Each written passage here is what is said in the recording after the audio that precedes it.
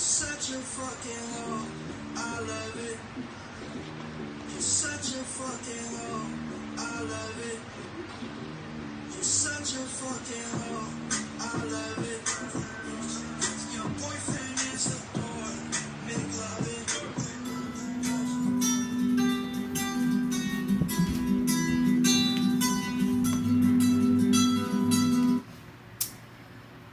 What the fuck, man? I was having fun. We're gonna do this shit again, alright. So, this is Thug Notes on Light Water for Chocolate, specifically focusing on the character Gertrudis. Gertrudis, the eldest daughter of Mama Elena. First of all, fuck Mama Elena and fuck Rosaura. Alright, continuing. Gertrudis escapes the ranch, after having a stupid reaction to one of Tita's recipes.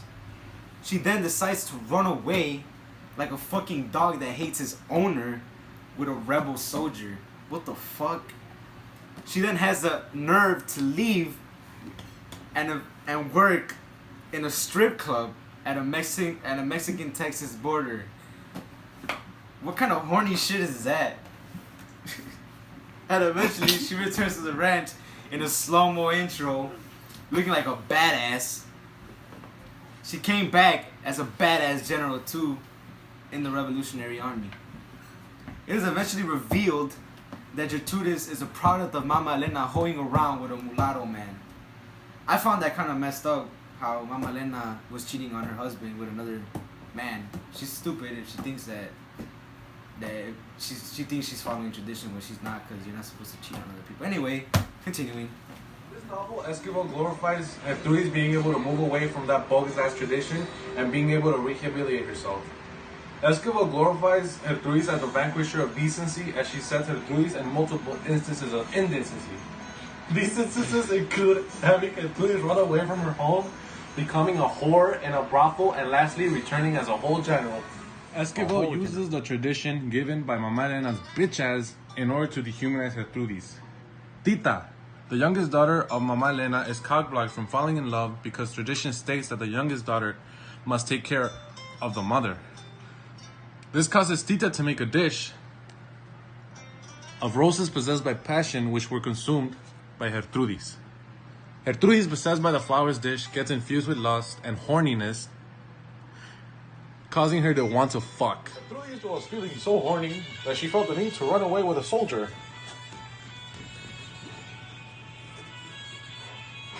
Get on the horse! Okay. So one quote that supports point one is, Juan had contained for so long while he was fighting in the mountains, made for a spectacular encounter. Without slowing his gallop, so as not to waste a moment, he leaned over, put his arm around her waist, and lifted her onto the horse in front of him, face to face, and carried her away. The horse, which seemed to obey higher orders too, kept galloping as if it already knew the destination.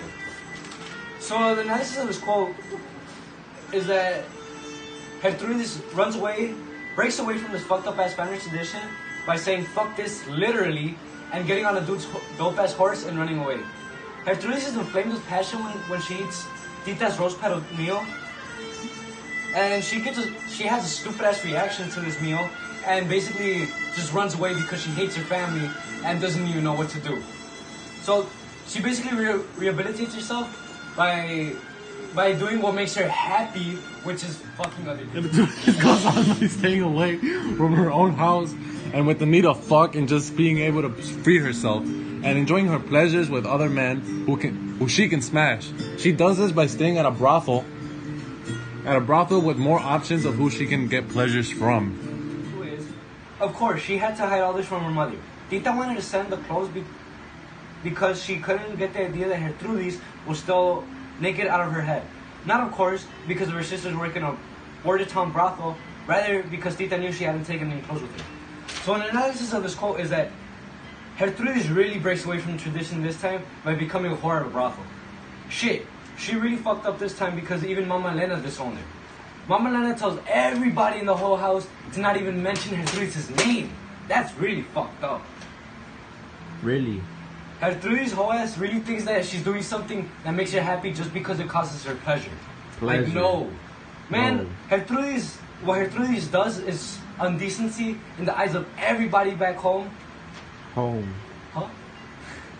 back home, and she's rehabilitating herself by doing things that are by not giving a fuck about what anybody says. She didn't give a fuck. Point number 3. At the end of all this, staying away from her own family ends up turning her into a general. With all the soldiers that Gertrudis ended up with, caused her into becoming a whole new person. In other terms, being able to rehabilitate herself.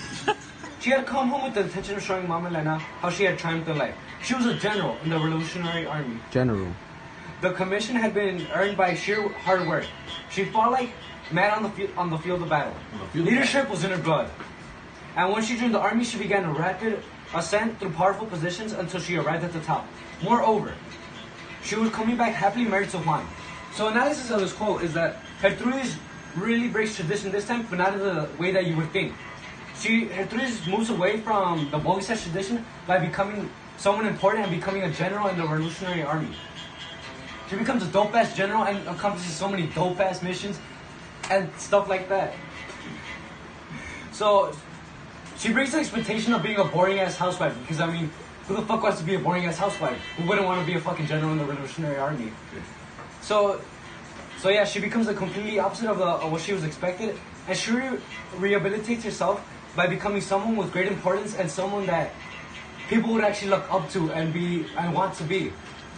Thank you for your time.